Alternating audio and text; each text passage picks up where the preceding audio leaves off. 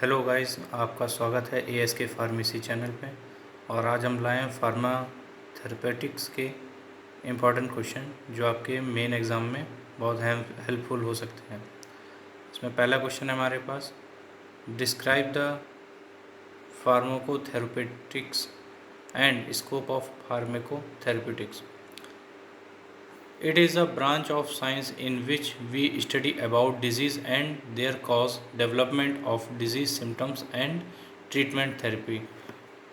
दोस्तों, इस ब्रांच में ये साइंस की एक ऐसी ब्रांच है जिसके अंदर हम डिजीज़ और वो किस कॉज से डेवलप हो रही है तथा उसके सिम्टम्स क्या हैं तथा उसके ट्रीटमेंट क्या है और उसकी क्या थेरेपी होगी, इसके बारे में हम स्टडी करते हैं।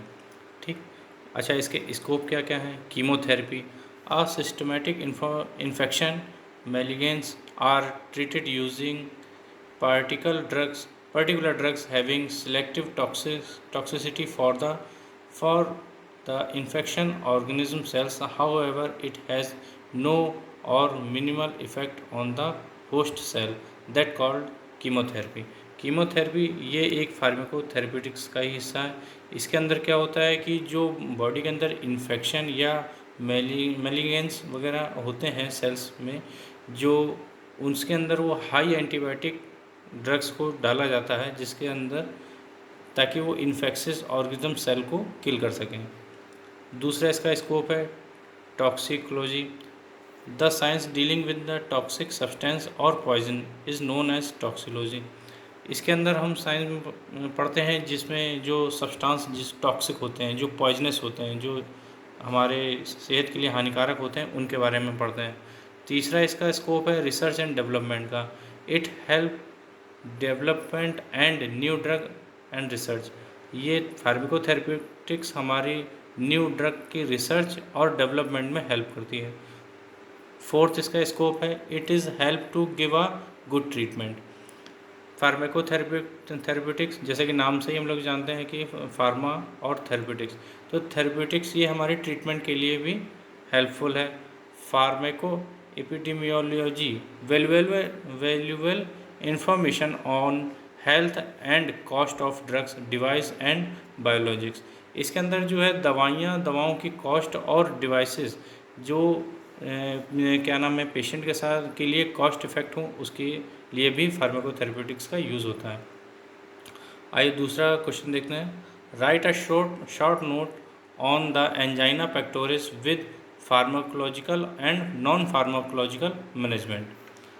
Answer, angina is a type of chest pain cause by lack of blood supply to the heart.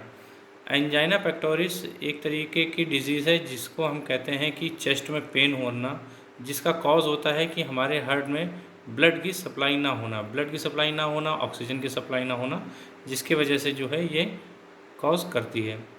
Types of angina. Stable, this type of angina when the heart is working harder than it work in normal condition. इसमें होता क्या है कि हमारा heart normal condition में होता है, लेकिन जो वर्क होते हैं, हार्ड वर्क जब कर रहे होते हैं, तब जो है ये होता है। जैसे कि एग्जांपल है ड्यूरिंग एक्सरसाइज।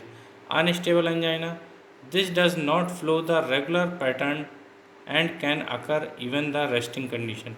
ये अनस्टेबल एंजाइना तब होता है जब हम रेस्ट कर रहे होते हैं, या जो हार्ट है वो रेस्टिंग पोजिशन पर होता है। Microvascular angina, this type of angina affect the heart smallest coronary artery blood vessel.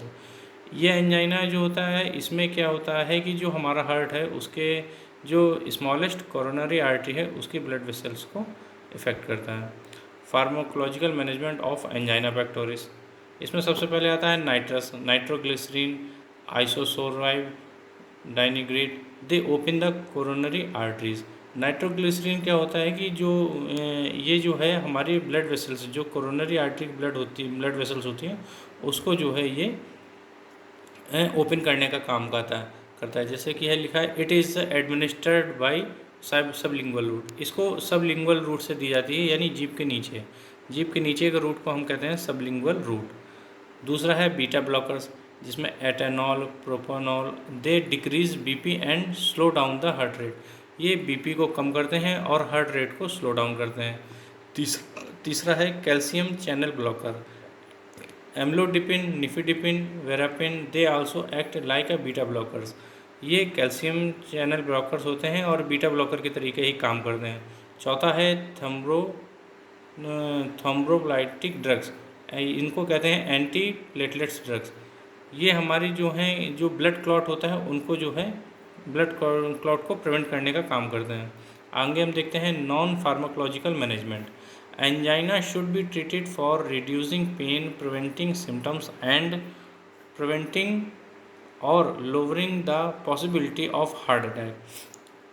Angina pectoris के ट्रीटमेंट के लिए हम रिड्यूसिंग पेन और सिम्टम्स को प्रिवेंट करने के लिए हम क्या क्या नॉन फार्माकोलॉजिकल मैनेजमेंट लें, उसको यहाँ पे देखते हैं। नॉन फार्माकोलॉजिकल मतलब होता है कि इसमें कोई दवा या कोई ड्रग को हमें नहीं लेना है, बस जो कुछ चीज़ें हैं जो अपने दैनिक दिनचर्या में हमें ऐड करनी है, जैसे कि क्विट स्मोकिंग। अगर जो स्मोकर्स होते हैं, स्मोकिंग करते हैं, उन्हें स्मोकिंग क्विट करनी है। कंट्रोलिंग वेट, अपने वेट को कंट्रोल करना है ताकि ओवर वेट ना हो सके। Regular body checkup and cholesterol level, regular अपने बॉडी का चेकअप कराते रहें और जो ब्लड में कोलेस्ट्रॉल लेवल होता है उसकी जांच करते रहें। अवॉइड स्ट्रेस को अवॉइड करें। Avoid alcohol intake. ठीक है दोस्तों, तो ये थे 2 क्वेश्चन इंपॉर्टेंट पूरे सॉल्व के साथ, जो आपके main exam diploma second year में बहुत ही ज़्यादा काम आएंगे। मैं ऐसे ही और भी क्वेश्चंस और वीडियो के आंसर के सहित अपलोड करता रहूँगा। कृपया मेरे चैनल को सब्सक्राइब करें। ASK फार्मेसी ये हमारा चैनल है, @ASK फार्मेसी 0 ASK फार्मेसी 7। इसको सब्सक्राइब करें, लाइक करें, शेयर करें। ठीक है दोस्तों, और मेरा जो नंबर टेलीग्राम का है, अगर आपको ये PDF फॉर्म में चाहिए तो आप मेरे को जो है टेलीग्राम नंबर पे मैसेज करें, मैं आपको ये PDF फॉर्म में भेज दूँगा। Okay, thank you.